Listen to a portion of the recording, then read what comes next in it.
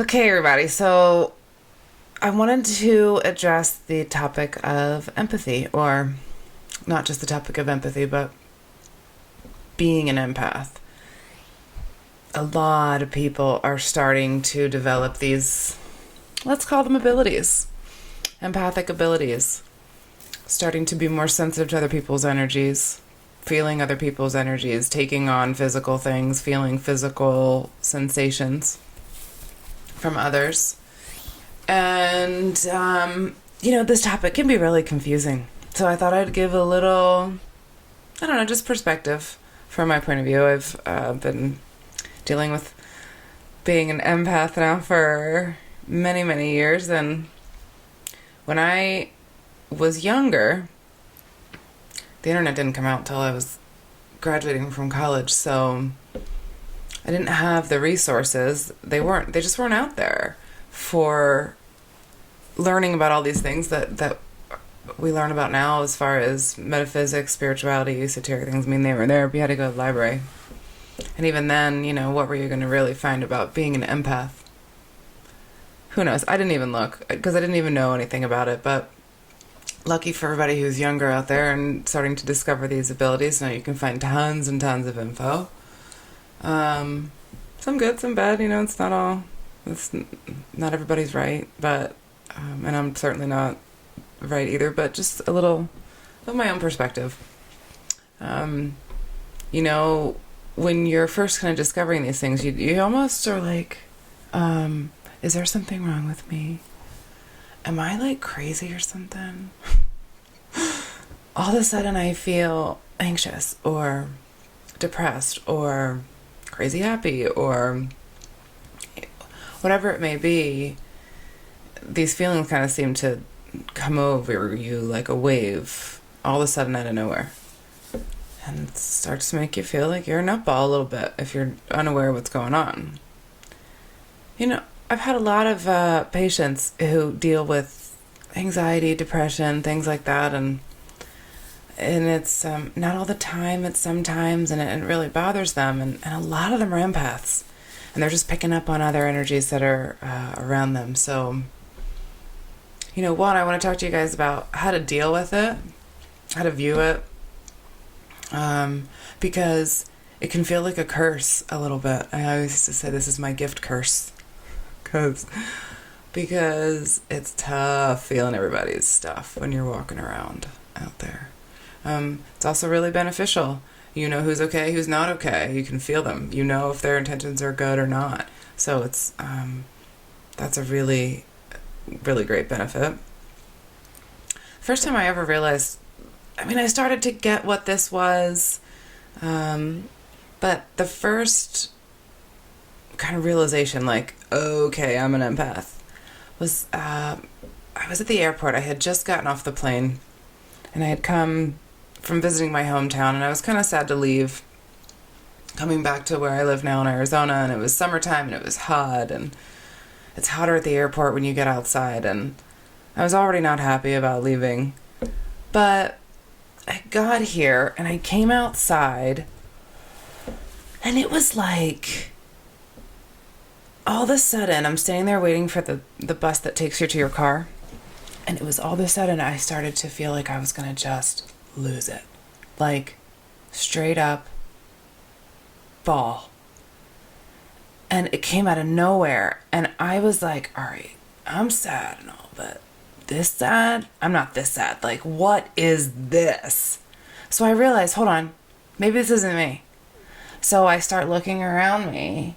And I turn around, and sure enough, there's this lady, obviously developmentally delayed, older lady, and she has this face on, like, she's just about to ugly cry. And she just looks so distraught. And I walked over, and I was like, are you okay? Can I help you? And the minute I said that to her, she just started bawling. I can't get home. I don't know where. I don't know how to get home.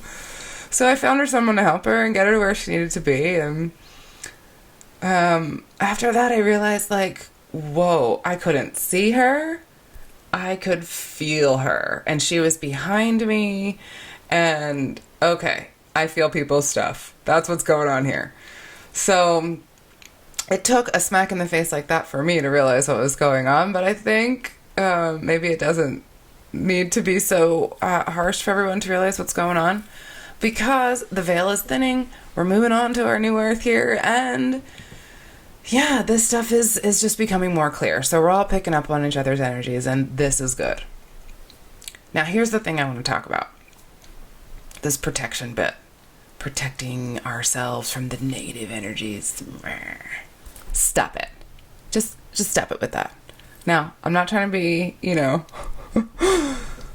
but look, what's a negative energy, really? What's hot? What's cold? It's all one thermometer. Where does hot begin? Where does cold begin? Where's the distinguishing factor between the two? Let's put love and hate on that same thermometer. Positive and negative. All necessary parts of a whole, right? Cold can become hot.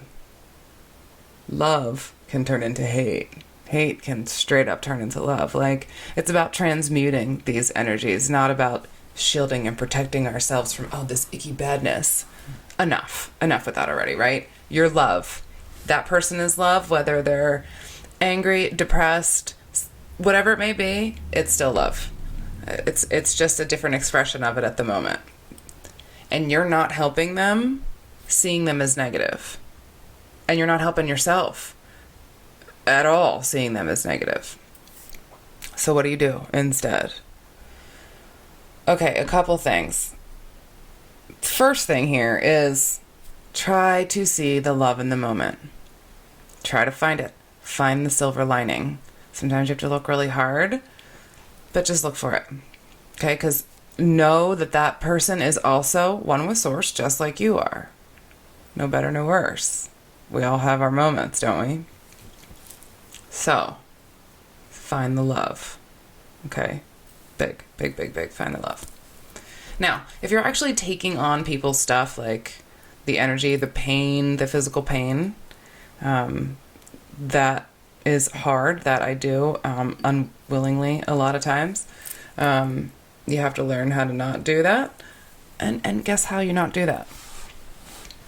No shielding necessary. I mean, sometimes we can talk about this one in a little bit, this shielding business, but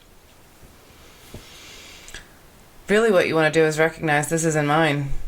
This isn't mine, it's theirs. I don't need it.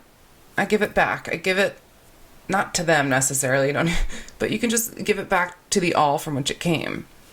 In love and gratitude, thank you. Whatever this lesson here is, maybe I'll ponder it a bit.